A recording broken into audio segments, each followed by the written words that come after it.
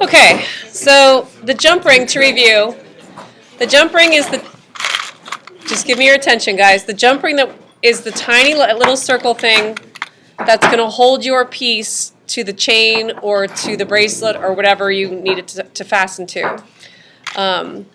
There are different sizes, and obviously that depends on what kind of a piece you're making. If it's a huge clunky piece, then feel free to have a huge clunky jump ring. If it's a small delicate piece, like a necklace that I'm usually, this necklace, then you want to have something small and delicate.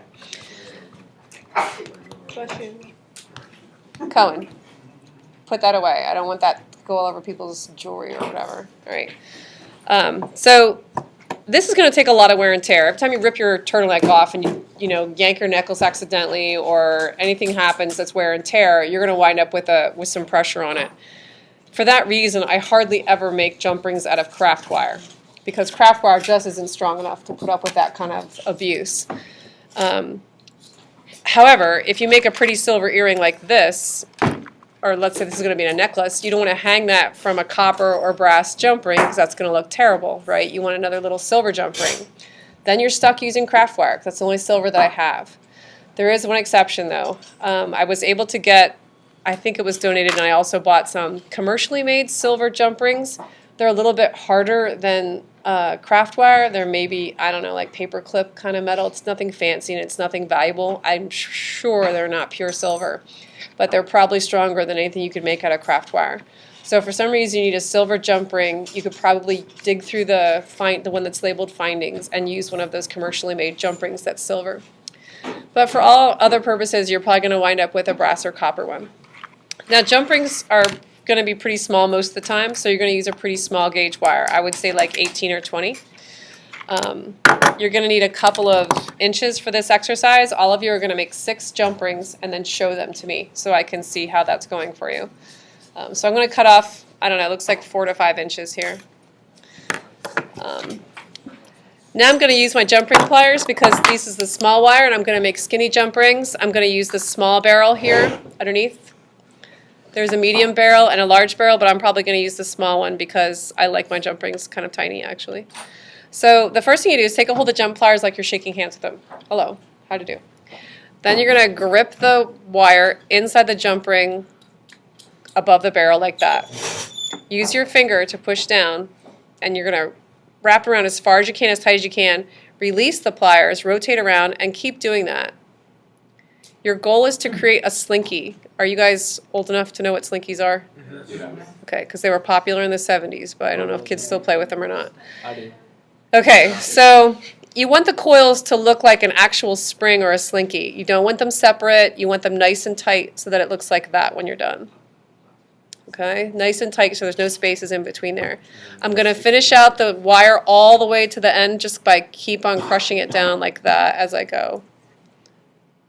Mashing it until I have even the last little bit tightened around. Okay, now I'm ready to make my jump rings. In order for a jump ring to work, the 2 ends of the wire have to meet perfectly end to end like this. They can't have a gap like that. If there's a gap, then the necklace or whatever you're hanging from it is going to go. It's going to find that gap every time, fall down in the little notch, and then fall off. So in order for there to be no little notch, you have to make sure that the wire has a nice flat end on it. So just to be sure, take your cutters. This is the flat side. This is the bent side, right? The pointy side, you want the flat side. Cut yourself a fresh end. Another good thing to notice is that if you have a little bit of your wire that didn't really curve nicely, cut it off because it's never going to go right. Now, if I'm using this thin wire, it's no big deal for me to take a snip at the end of my flush cuts like this instead of having it be farther down the blade. But when we get to the farther wire, I'll show you a trick to be able to cut it. Now I have to rotate my pliers around the opposite side, right, Mason? Yeah. But I can't clip this without accidentally clipping the next one too because they're too close. So take your fingernail in there and just separate it out a little bit. Now I can get in there. It's separated. Opposite side of my pliers and snip. That's your first jump ring. It's no problem that it's twisted like this.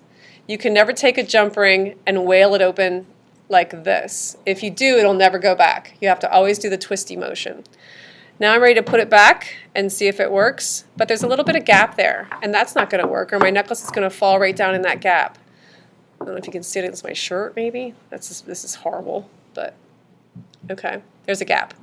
To fix the gap, go back into your twist, close it up just a little bit past center with a little pinch, and then put it back, and now it'll match perfect. No, it didn't, so let me do it again. I'm crushing it a little bit, and then I'm going to put it back together, and it should match up perfectly.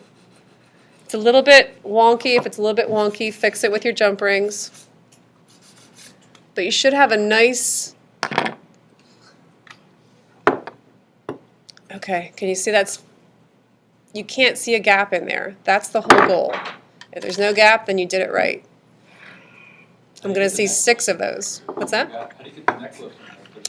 So then once there's no gap, you just retwist it back in its diagonal way or whatever, and then put the necklace on there and shut it back up again. It should go right back to where it was. Now, I'm still not done. In order for this to be really strong, I'm going to have to tap it, but I don't want to make marks. So what would I use? The nylon hammer, correct. Tap it about, I don't know, 100 billion times. The more you tap it, the better. If I tap this with this, what's going to happen? Yeah, it's going to bend. It's going to make all kind of marks. I'm going to lose my perfect circle. So I have to do it this way. Somebody else is using the nylon hammer. What could I do? Use a rubber block. Rubber block with ball peen. No, I'm not going to make any marks either. And it's still going to get nice and solid. All right, so that strengthens it. Now, you're going to need to make some, the next jump ring. So now, unfortunately, what's left is a little pointy end, because that's the last time I used my pliers, was the pointy side. So I got to flip my pliers over, make a new cut. Again, cut away from your neighbor. So now I have a nice flat edge on there. Actually, that wasn't very flat. There we go. Now I'm going to rotate my pliers the other direction and cut the next one. Too close, I got to loosen it up with my fingernail. Go in there with the flat side to where it's going to connect and just snip. And there's my next jump ring.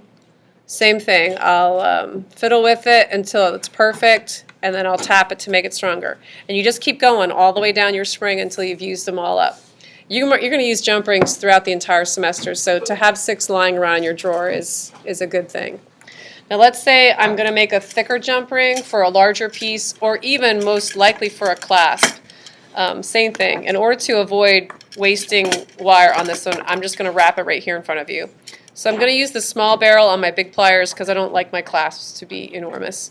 You might, but I don't. So I'm going to grip it in here, use my thumb to bend it all the way around, grip and ungrip, and then re-grip it again as I move the...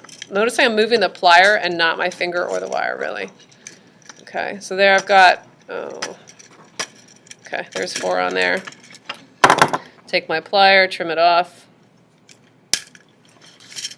All right, so now I've got the flat side here ready to go.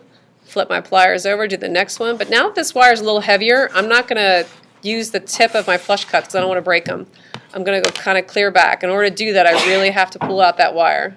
And that's okay. All right, put these guys together. They should match perfectly, and they actually do in this case. And now I'll pound it to make it strong. I like my clasp to have some texture, so I'm actually going to beat that up. Yep, it always ruins my jump ring, never fails, so I have to go back and kind of fix it up and make it look pretty again. But so that's how you would make it with the fatter. Again, for the next one, you got to go back, get a new fresh end on it. Flip my pliers over, get the next one in, make sure it's nice and flat. Maybe bend it past itself, bring it back. Now we have a nice jump ring. Okay, 6 jump rings, I don't care what size, and then you're going to show me when you're all done. Any questions about jump rings?